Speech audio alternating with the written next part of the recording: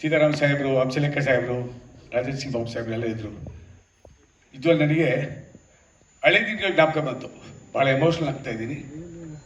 ಕಾರಣ ಇಷ್ಟೇ, ಅವರು ಒಂದೊಂದು ಸಿನಿಮಾ SVR ಒಂದೊಂದು ಸಿನಿಮಾ ಮಾಡಿರೋದು ಕೂಡ ಎಲ್ಲ ಮುತ್ತಿನಾರಾಯಣ ಕನ್ನಡಕ್ಕೆ.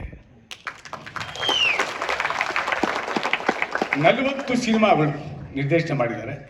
40 ಸಿನಿಮಾಗಳು ಕೂಡ ಬೇರೆ ಬೇರೆ ಸ್ಕ್ರಿಪ್ಟು, ಆ ಚಾಲೆಂಜಿಂಗು. ಒಂದೊಂದು ಸಿನಿಮಾ ನಿರ್ದೇಶನ ಮಾಡಿ ಬಿಡುಗಡೆ ಮಾಡೋದು ಅಂದರೆ ಅಷ್ಟು ಈಸಿ ಅಲ್ಲ. ಇವಾಗ ಡಿಜಿಟಲ್ ಎರ, ಮನೆಯಲ್ಲೇ ಕುತ್ಕೊಂಡು ಸಿನಿಮಾ ಮಾಡ್ಬೋದು. ಆ ಬಾರ್ಡರ್ನಲ್ಲಿ ಹೋಗಿ ಅಷ್ಟು ಕಷ್ಟಪಟ್ಟು ಅದಕ್ಕೆ ದುಡ್ಡು ಹಂಚಿ ಒಂದಲ್ಲ ಎರಡಲ್ಲ ಅವ್ರು ಪಟ್ಟಿರೋ ಕಷ್ಟ. ಒಂದೊಂದು ಸಿನಿಮಾನು ಕೂಡ ಹಾಲಿವುಡ್ ಸ್ಟ್ಯಾಂಡರ್ಡ್ ಕೊಟ್ಟಂತ ಮಹಾ ನಿರ್ದೇಶಕರು ನಮ್ಮ ರಾಜೇಶ್.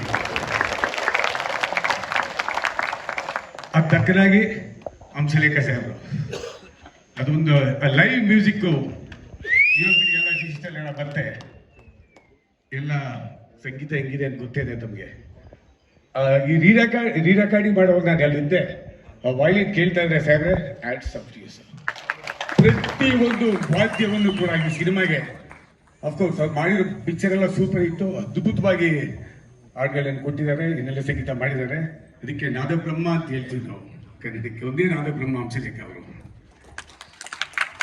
ಇಡೀ ಟೆಕ್ನಿಷಿಯನ್ಸ್ ಕಂಪ್ಲೀಟ್ ಪ್ರತಿಯೊಬ್ಬರು ನೋಡಿದಾಗ ನನಗೆ, ಸರ್ ನಿಮ್ಗೆ ಎಷ್ಟು ಸರ್ ವಯಸ್ಸು ಇವಾಗ ಕೇಳಬಾರ್ದು? ಇಲ್ಲ ಸರ್ 26 ಸರ್. ಆವತ್ತು ಹಿಂಗಿದ್ರು ಅದೇ ಆಕ್ಟಿವ್ನೆಸ್ಸು, ಅದೇ ಮಾತು, ಅದೇ ಬಾಡಿ ಲ್ಯಾಂಗ್ವೇಜು, ಅದೇ ವೊಕಾಬುಲರಿ, ಅದೇ ಹೇರ್ ಸ್ಟೈಲು, ಅದೇ ನಗು. ಹಂಗೆ ಇದ್ದೀರಾ ನೀವು, ಹಂಗೆ ಇರ್ಬೇಕು ಸರ್.